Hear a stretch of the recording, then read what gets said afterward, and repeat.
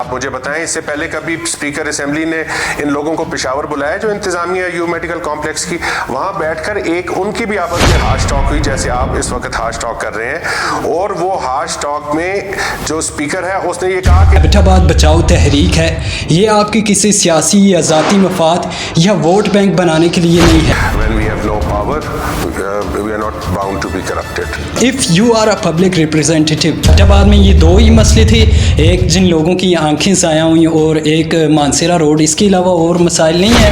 اگر میں آج اپنے بیٹے کی نوکری کے عوض کسی ایک نمائندے کو ووٹ ڈالتا ہوں تو کل مجھے کیا حق حاصل ہے کہ میں یہ کہہ سکوں کہ اس نمائندے نے پیسے لے کر کسی دوسری جماعت کو ووٹ ڈال دیا؟ سر ایک عوامی جو نمائندے ہوتے ہیں الیکشنز میں آتے ہیں، ہزاروں لاکھوں ووٹ لیتے ہیں، تو کیا وہ سب یہی کہتے ہیں؟ لوگ کہتے ہیں کہ جی اپنا نک اپنے موہ تے چنگا لگتا ہے، اے تے کھوتے دا پترے پر ہے برادری دا ووٹ۔ ایبٹ آباد بچاؤ تحریک وہ مکمل ناکام ہو چکی ہے۔ یہ انتظامیہ بھی روئے گی، یہ نظام بھی روئے گا۔ تو کیا آپ ہمیشہ نظام تبدیل کرنے کی بات کرتے ہیں؟ محافظہ دے کر نظام ٹھیک ہو سکتا ہے؟ ننگی تحریک صوبہ ہزارہ نہیں ہو رہی، ننگا یہ نظام ہو رہا ہے، ننگی یہ انتظامیہ ہو رہی ہے۔ کوئی پلان ہے بنا ہوا ہے ابھی تک آپ کا مستقبل کے لیے؟ پلان سے کیا مراد ہے آپ کی؟ مراد کی کوئی ایسے ایشوز جیسے یہاں پر جابز نہیں مل رہی، اور ابھی آپ نے سیوریج سسٹم کا کہا ہے، اور بھی کئی ایشوز ہیں نا۔ جب یہ ایک عوامی تحریک ہے تو مسئلے تو کافی ہیں۔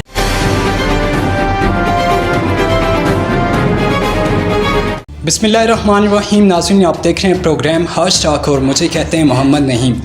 ناظرین آج پروگرام میں میرے ساتھ موجود ہیں فدا حسین صاحب، کسی تعارف کے محتاج نہیں ہیں۔ فدا حسین صاحب welcome to Hash Talk. Thank you so مچ۔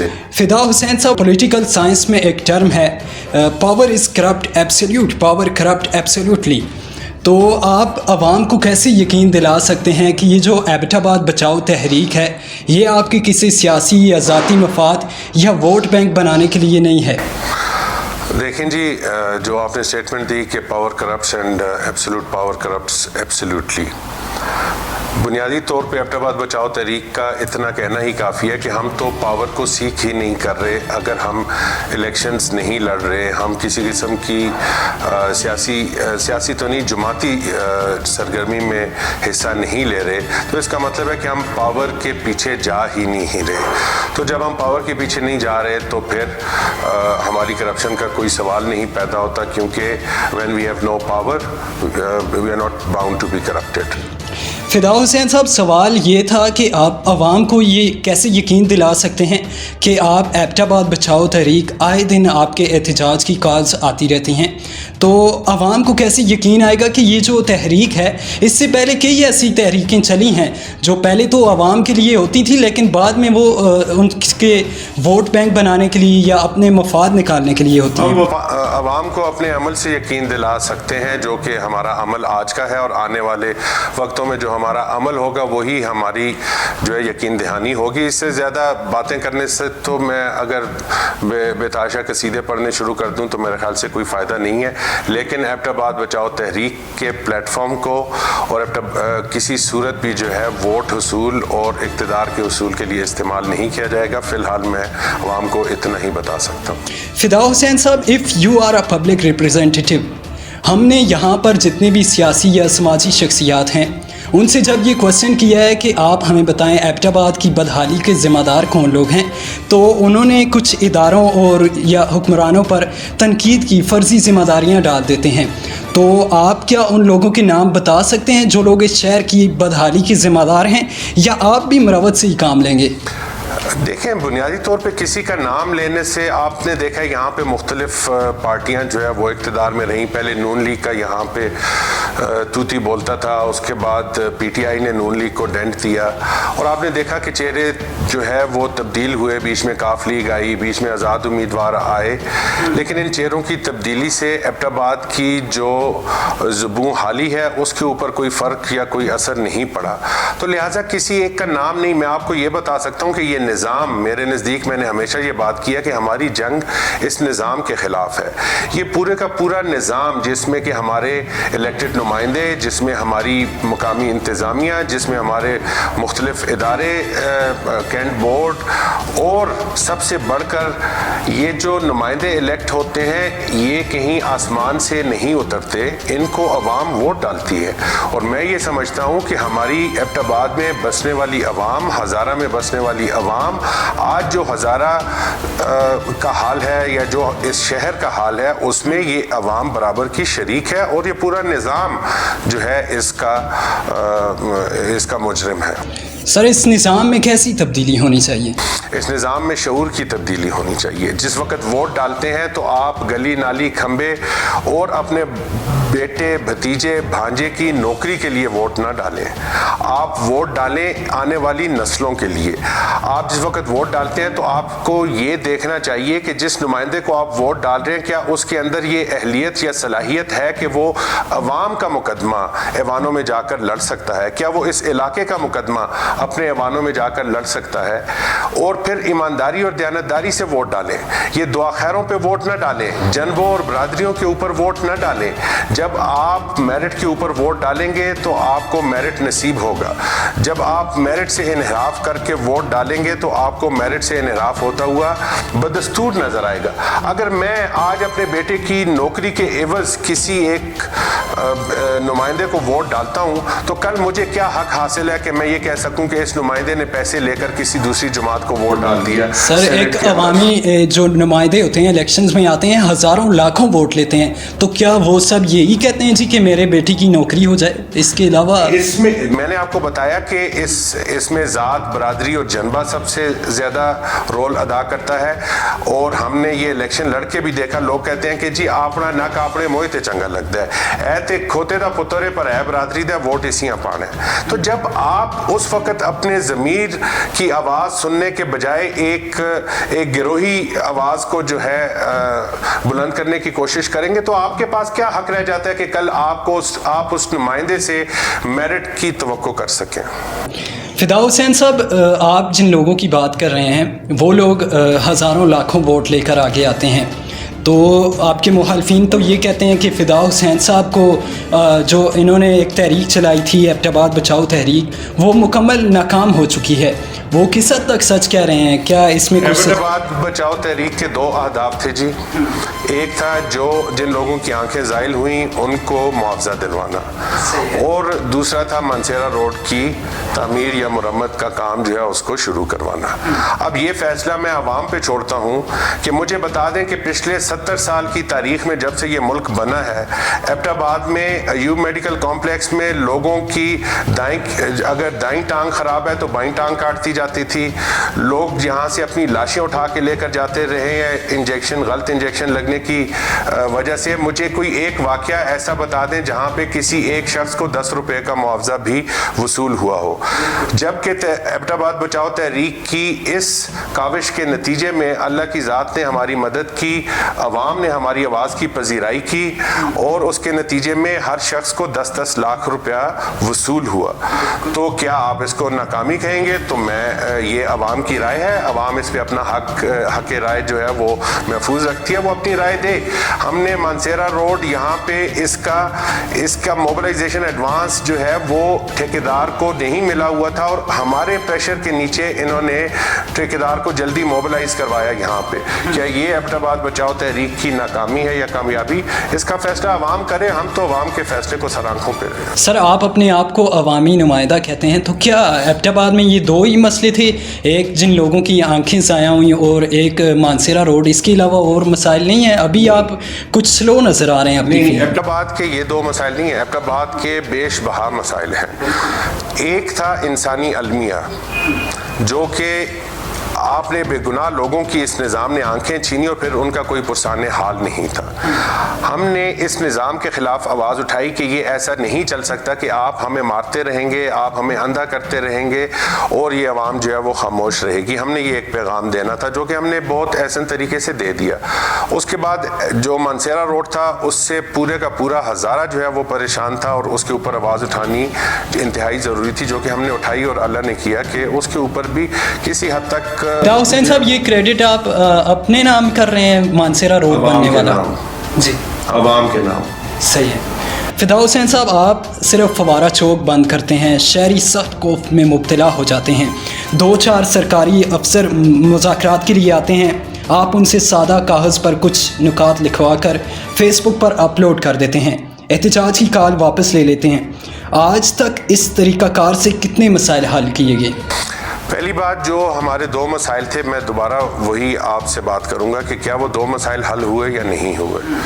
अगर वो हल हो गए तो हम इसको एक जुज़वी कामयाबी समझते हैं, और ये किसी सूरत ना हतमी कामयाबी है और ना हमारा ये क्लेम है कि ये हतमी कामयाबी है। दूसरी बात, हमने जब जो सरकारी अफसर आता है, हम उस सरकारी अफसर के साथ जो हमारा डायलॉग है आखिरी, वो भी आपके सामने है। हमने वाज़ेह अल्फाज में सरकारी अफसर को बताया कि आप जिस रियासत की नुमाइंदगी कर रहे हैं वो रियासत अपनी क्रेडिबिलिटी खो चुकी है, और 70 साल में सिवाय झूठ के इस रियासत ने अपनी आवाम के साथ और कोई कलाम नहीं किया, लिहाजा हम इस रियासत पे एतमाद नहीं कर सकते। रियासत का वो नुमाइंदा, वो एसी हमें उसके जवाब में ये कहता है कि जी रियासत को एक मौका और दें। हम ज़ाहिरी बात है, हम एक आइनी कानूनी जंग लड़ रहे हैं, उसमें हमने कहा ठीक है जी रियासत को एक मौका और, जबकि हम जानते थे कि इस रियासत ने दोबारा यही करना है। जो हमारे तहरीरी नुकात थे, जो हमारा मुआहदा था इस इंतज़ामिया के साथ, इस DC कमिश्नर के साथ, और वो AC जो कि जिसने आकर हमें ये यकीन दहानी कराई थी, हमने तहरीरी तौर पे उसको ये जमा करा दिए उनको अपने तमाम नुकात, लेकिन इसके ऊपर किसी किस्म का कोई पेशरफ्त नहीं हुई। तो यहाँ पे नंगी तहरीक सूबा हज़ारा नहीं हो रही, नंगा ये निज़ाम हो रहा है, नंगी ये इंतज़ामिया हो रही है, और ये एहसास इस इंतज़ामिया को होना चाहिए कि वो इस अवाम के साथ क्या कर रहे हैं। और ना तो एबटाबाद कहीं चला गया है, ना एबटाबाद बचाओ तहरीक कहीं चली गई है, और ना एबटाबाद के अवाम कहीं चले गए, और ना उनके दुख जो है उनका मुदावा हो चुका है। इस इंतज़ामिया को ये जो कुछ भी हम एक मुकदमा बिल्ड कर रहे हैं, और ये मुकदमा बतदरीज बिल्ड हो रहा है, और मैं आपको ये यकीन दिलाता हूँ कि ये इंतज़ामिया भी रोएगी, ये निज़ाम भी रोएगा, और इंशाअल्लाह ताला बिल आखिर इस अवाम की फतह होगी।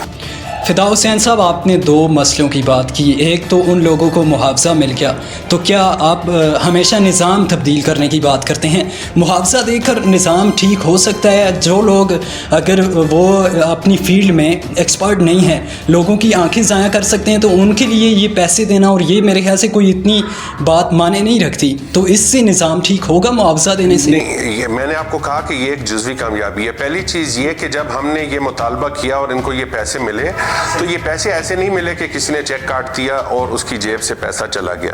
पैसे ऐसे मिले हैं कि जब हमने ये अपना मुतालबा इस निज़ाम के सामने रखा, तो स्पीकर असेंबली ने जो लोग इसके ज़िम्मेदारान हैं अयूब मेडिकल कॉम्प्लेक्स के, उनको पेशावर बुलाया। आप मुझे बताएं, इससे पहले कभी स्पीकर असेंबली ने इन लोगों को पेशावर बुलाया जो इंतज़ामिया अयूब मेडिकल कॉम्प्लेक्स की? वहाँ बैठकर एक उनकी भी आपस में हाश टॉक हुई, जैसे आप इस वक्त हाश टॉक कर रहे हैं। और वो हाश टॉक में जो स्पीकर है उसने ये कहा कि जी हमारी सारी जमातें हमारे खिलाफ हो गई हैं, यहाँ पे जो है 12 अप्रैल 2010 की तरह का माहौल पैदा हो गया, और आपकी वजह से हम जो है हमारी हुकूमत जो है या हमारा जो इक़्तिदार है वो ख़तरे में पड़ गया है। तो हमने निज़ाम को झंझोड़ा, और जब हमने उस निज़ाम को झंझोड़ा तो उसके नतीजे में आपने देखा कि इंतज़ामिया अयूब मेडिकल कॉम्प्लेक्स की उसको भी प्रेशर गया, स्पीकर को भी प्रेशर गया, MNA को भी प्रेशर गया, और फिर स्पीकर ने ये पैसा कहाँ से निकाला है?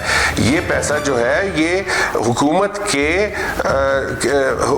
के फंड से जो है इसका इजरा किया गया है। फिर उसने कोई समरी मूव की होगी, उसने चीफ मिनिस्टर से कोई इजाज़त तलब की होगी, चीफ मिनिस्टर ने उस पर दस्तखत किए होंगे, तो हमने पूरे निज़ाम को झंझोड़ा है। ये सिर्फ पैसे देने का मामला नहीं है, ये निज़ाम को मजबूर करने का मामला है कि वो आम आदमी की फलाह के लिए काम करे। यही हमारा वादा था। इससे पहले भी हमने कहा था हम इस निज़ाम को मजबूर करेंगे कि ये आम आदमी की फलाह के लिए काम करे, और वो किसी हद तक हुआ। लेकिन ये जंग जो है ये ता क़यामत जारी रहनी है।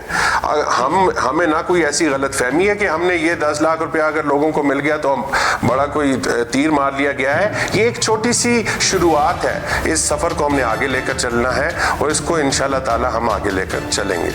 फिदा हुसैन साहब, एबटाबाद शहर का सबसे बड़ा मसला क्या है? अगर हम इस शहर को बचाना चाहते हैं तो हमें कौन से इक़दामात अभी से शुरू कर देने चाहिए? देखें, सबसे बड़ा मसला एबटाबाद शहर का सबसे पहले जो है वो यहाँ का जो मुकम्मल निज़ाम है वो है। अब अगर आप कहते हैं कि आपको मैं निशानदेही करूँ मसाइल के हवाले से, तो सबसे बड़ा मसला निकासी आब का है, इस वक्त सीवरेज सिस्टम का है। निकासी आब और सीवरेज सिस्टम दो मुख्तलिफ मसाइल हैं। सीवरेज निकासी आब, हम साफ़ पानी की निकासी की बात करते हैं, और सीवरेज सिस्टम जो कि हमारे जो बाथरूम्स हैं या जो हम फुलसा है उसको कैसे जो है महफूज तरीके से इस माहौल को ख़राब किए बगैर उसका क्या सद्देबाब किया जा सकता है। मेरे नज़दीक ये दो सबसे बड़े मसाइल हैं।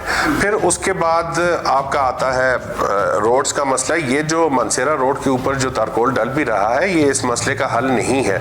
यहाँ पे ट्रैफिक बेबहा है और उस ट्रैफिक के लिए ये जो रोड का साइज़ है ये किसी सूरत, और इसकी जो हियत है ये किसी सूरत जो है ये उस मसले का हल नहीं है। दूसरी बात ये है कि आप देखें, ये ज़रा जाएं NHA से पूछें कि जो एक्सेल लोड है वो इस रोड का क्या है। इस रोड का एक्सेल लोड 24 टन के करीब है। यहाँ पे 62 टन के ट्रक जो है इसके ऊपर जाते हैं, जिनको मोटरवे पे इजाज़त नहीं दी जाती। एक्सेल लोड को जो एक्सीड करते हैं वो मोटरवे पे नहीं चढ़ सकते ट्रक, वो ट्रक रूट करते हैं इस GT रोड पे। और जो ये मानसेरा रोड आज भी डाला गया है, इसकी 24 टन जो है एक्सेल लोड की कैपेसिटी है। जब इस पे 60-62 टन का एक्सेल लोड का ट्रक चलेगा तो इसका क्या हशर होगा। ये लोगों की आंखों में धूल झोंकने वाली है। ये एक धोखाधही है कि आप अवाम का 24 करोड़, पहले आपने 40 कहा जिसकी असल हकीकत 24 करोड़ है, 24 करोड़ भी ज़ाया होगा। और आप देखेंगे कि इस रोड ने 6-8 महीने तक भी नहीं ठहरना। ठीक है। फिदा हुसैन साहब, एबटाबाद बचाओ तहरीक का मुस्तकबिल में क्या लायामल होगा? मुस्तकबिल में लायामल बड़ा सादा है जी, कि जहाँ पे अवाम की मुश्किलात का कोई मामला होगा, जहाँ पे एक इज्तिमाई जिद्दोजहद की ज़रूरत होगी, जहाँ पे एक इज्तिमाई नुकसान होगा, उसके ऊपर एबटाबाद बचाओ तहरीक। कोई प्लान है आपका? कोई प्लान है बना हुआ है अभी तक आपका मुस्तकबिल के लिए? प्लान से क्या मुराद है आपकी? मुराद की कोई ऐसे इश्यूज़ जैसे यहाँ पर जॉब्स नहीं मिल रही, और अभी आपने सीवरेज सिस्टम का कहा है, और भी कई इश्यूज़ हैं ना। जब ये एक अवामी तहरीक है तो मसले तो काफ़ी हैं। या कोई कॉम्प्लेक्स की तरह का कोई मसला आएगा अयूब मेडिकल की कि लोगों की आंखें ज़ाया होंगी, तो तभी एबटाबाद बचाओ तहरीक। मैंने आपको पहले भी बताया कि ये जो एक मसला है जिसके ऊपर एबटाबाद बचाओ तहरीक इकट्ठी हुई, ये एक अवामी मसला था और एक ऐसे तबके का मसला था जिनका कोई पुरसाने हाल नहीं था और इस निज़ाम में जिनकी आवाज़ नहीं सुनी जाती थी। आइंदा के लिए हमारा प्लान यही है कि हम हर अवामी मसले के ऊपर इंशाल्लाह आवाज़ उठाएंगे। जो आपने इसकी बात की सीवरेज सिस्टम और निकासी आपकी, इसके ऊपर हम बारहा बात कर चुके हैं, और ये इंशाल्लाह ताला आप देखेंगे कि एबटाबाद बचाओ तहरीक इन तमाम मसाइल के ऊपर आवाज़ अपनी बुलंद करती रहेगी और आइंदा भी करेगी। और शायद हो सकता है कि हम एबटाबाद बचाओ तहरीक को जो है पूरा हज़ारा बचाओ तहरीक में जो है ट्रांसफॉर्म करें, और इसमें हम हर खित्ते, हर डिस्ट्रिक्ट से जो है लोगों को साथ लें और इसको एक बाज़ाब्ता तौर पे, लेकिन हर चीज़ का एक अमल का एक तरीक़ाकार है, उस पर आपको टाइम लेना होता है। अगर आपने कहा कि खामोशी क्यों है, तो खामोशी भी डायलॉग का हिस्सा होता है। आपने जब आप एक पौधा लगाते हैं उसमें पानी देना भी हिस्सा है, उसको धूप लगाना भी हिस्सा है, और रात की तारीकी भी जो है उस पौधे की नशोनुमा का हिस्सा है कि रात को वो कार्बन डाइऑक्साइड जो है वो बाहर छोड़ता है। और आपको ये यकीन होना चाहिए कि मैं पिछले 11-12 साल से तहरीक सूबा हज़ारा के वक्त से एहतजाजी सियासत कर रहा हूँ, और जो मैंने तजर्बात हासिल किए हैं उसकी रोशनी में मैं इसको slow and study wins the race के फार्मूले पे लेकर चलना चाहता हूँ। किसी किस्म की जल्दबाजी नहीं है। ठीक है। फिदा हुसैन साहब, आपने सूबा हज़ारा की बात की, आपका एक दरीना मुतालबा था ये भी। सूबा हज़ारा, ये फेडरल का रियासती मौक़िफ़ ये है कि अहले हज़ारा के ये मुतालबा सूबाई तहज़्ज़ुब पर मबनी है, जिससे रियासत कमज़ोर हो जाती है। आप चंद दलाइल दे सकते हैं जिससे साबित हो कि सूबा हज़ारा इंतज़ामी ज़रूरत है या लसानी तहज़्ज़ुब नहीं है? سب سے پہلی بات یہ ہے جی کہ جب ہم صوبہ ہزارہ کی بات کرتے ہیں تو کیا آپ نے دیکھا ہے کہ ہم نے کسی لسانی تعصب کا کبھی تذکرہ بھی کیا ہو؟ آپ بابا حیدر زمان کی تمام تقریریں اٹھا کر دیکھ لیں، آپ کو اردو زبان میں نظر آئیں گی، وہ آپ کو ہندکوں میں نظر نہیں آئیں گی۔ ہزارہ کے اندر کوہستان سے لے کر ہری پور تک ہر زبان بولنے والی جو ہے لوگ موجود ہیں۔ یہاں پہ پشتو ایک بہت بڑی تعداد جو ہے وہ پشتو بولتی ہے، اور ہم جو ہے ہمارا مطالبہ علاقائی ہے کہ جہاں ایک طرف آپ کو دریائے جہلم کشمیر سے کے ساتھ آپ کی حدود کا تعین کرتا ہے، دوسری طرف دریائے سندھ آپ کا اٹک پار کی حدود کے ساتھ جو ہے تعین کرتا ہے آپ کی سرحدی حدود کا۔ تو یہ ایک نیچرل صوبہ ہے، اور اس کی تاریخ میں آپ دیکھ لیں اس کا کبھی بھی اٹک پار کے ساتھ کسی قسم کا کوئی تعلق واسطہ انتظامی طور پر نہیں رہا۔ یہاں پہ سکھ آئے، یہاں پہ ٹرکس آئے، یہاں پہ جو ہے اشوکا آیا، آپ دیکھ لیں کہ ہزارہ کی ایک اپنی حیثیت رہی ہے، اور ہزارہ کبھی بھی اٹک پار کے ساتھ اس کا انضمام نہیں کیا گیا۔ یہ تو 1901 میں انگریز کی ایک تقسیم تھی، انگریز نے اپنے ایڈمنسٹریٹو کاگنیزنس کے تحت، اپنی انتظامی سہولت کے تحت اس کو جو ہے اس کو شامل کیا، NWFP کا نام دیا اور اٹک پار کے ساتھ شامل کیا۔ اب جب انگریز چلا گیا ہے تو اس ملک کا آپ نے دوبارہ سے کوئی اس کا آرڈر جو ہے اس کو ڈیسائیڈ کرنا ہے۔ جس وقت پاکستان بننا تھا یہ 3.5 کروڑ کا ملک تھا، آج یہ 22 کروڑ کا ملک ہے۔ کیا وہی انتظامی امور چلتے رہیں گے؟ اور کس نے کہا ہے کہ چھوٹے انتظامی یونٹ بننے سے جو ہے ملک یا ریاست کمزور ہوتی ہے؟ ریاست بڑے انتظامی یونٹس کمزور کرتے ہیں، کیونکہ بڑا انتظامی یونٹ پہ حیثیت ہے ریاست خود بھی سروائیو کر سکتا ہے، لہٰذا وہ علیحدگی کا مطالبہ کر سکتا ہے۔ چھوٹا انتظامی یونٹ تو بحیثیت ریاست کبھی سروائیو بھی نہیں کر سکے گا، لہٰذا آپ کی فیڈریشن، آپ کا وفاق جو ہے وہ مضبوط ہوگا، اور یہ بات میں عمران خان صاحب کے بھی گوش گزار کر چکا ہوں۔ فداء حسین صاحب، آخر میں ایبٹ آباد شہر کی عوام، سیاسی نمائندوں اور اداروں کو آپ اپنی ذاتی رائے اپنے وسیع تجربے میں دینا چاہیں تو کیا ہوگی؟ میری رائے نہ وہ سننا چاہتے ہیں اور نہ میں ان کو دینا چاہتا ہوں۔ اوکے جی، thank you so much Fida Hussain صاحب، آپ ہاش ٹیگ کا حصہ بنے۔ ناظرین اجازت دیجیے، نیکسٹ پروگرام میں انشاءاللہ پھر آپ سے ملاقات ہوگی۔ اللہ حافظ۔